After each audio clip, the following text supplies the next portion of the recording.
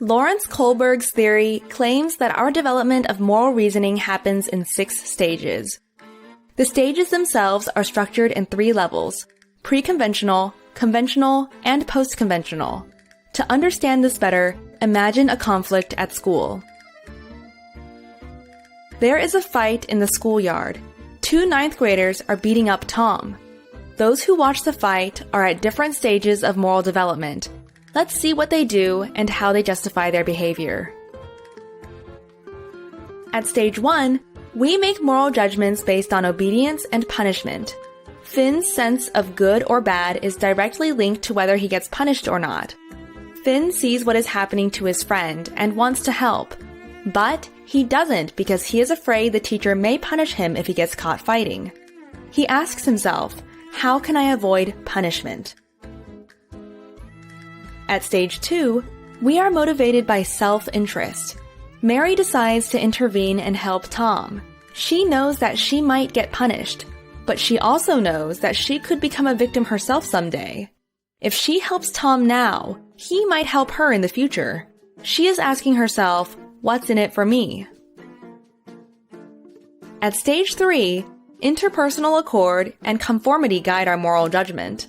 Betty sees the fight and wants to intervene, but when she realizes that all the others are just watching, she decides not to get involved. She wants others to see that she is a good girl who is conforming with the ethics of the community. She asks herself, what do others think of me? At stage 4, we value authority and want to maintain social order. When the teacher sees the group fighting, he immediately steps in and shouts, "Stop! Fighting at school is forbidden." He feels that, above all, it is important to follow the rules, otherwise chaos breaks out. He feels it is his duty to uphold the rules that sustain a functioning society. He asks himself, how can I maintain law and order? At stage 5, we understand rules as a social contract, as opposed to a strict order. Jessie, who watches from afar, is not sure how she feels about this. To her, rules make sense only if they serve the right purpose. Obviously, the school rules prohibit fighting, but maybe Tom deserves to finally learn his lesson. Just yesterday, he punched a young girl from grade 1. She asks herself, does a rule truly serve all members of the community? At stage 6, we are guided by universal ethical principles. All those involved now have to face the headmaster. He first explains the school rules and why they exist. He then clarifies that rules are valid only if they are grounded in justice.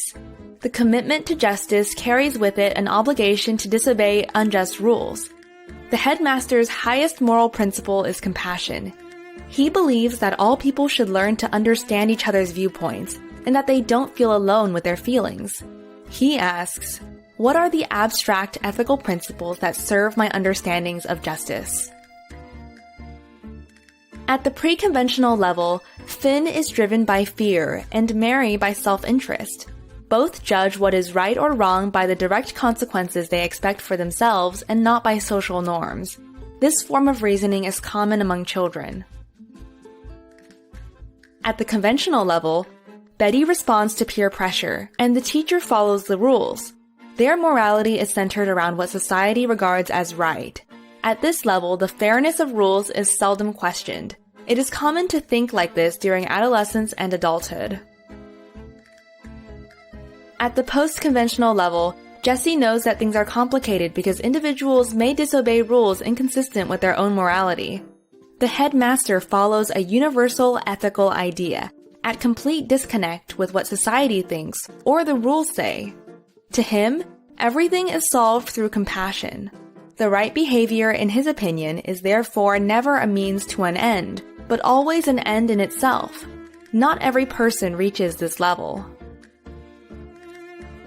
The American psychologist Lorens Kольberg based his work on Piaget's theory of cognitive development.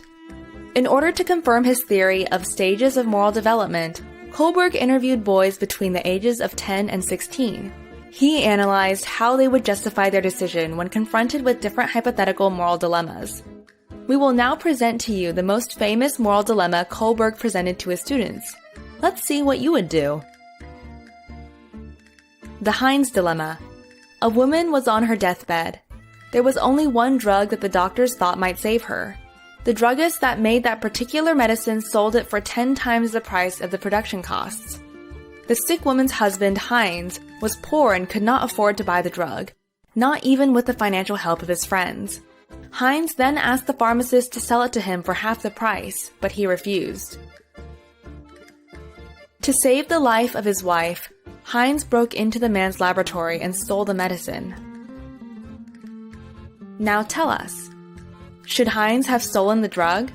Would it change anything if Heinz didn't love his wife? What if the person dying was not his wife, but a stranger? Should the police arrest the druggist for murder if the wife had died? Please write your answers and their justifications in the comments below.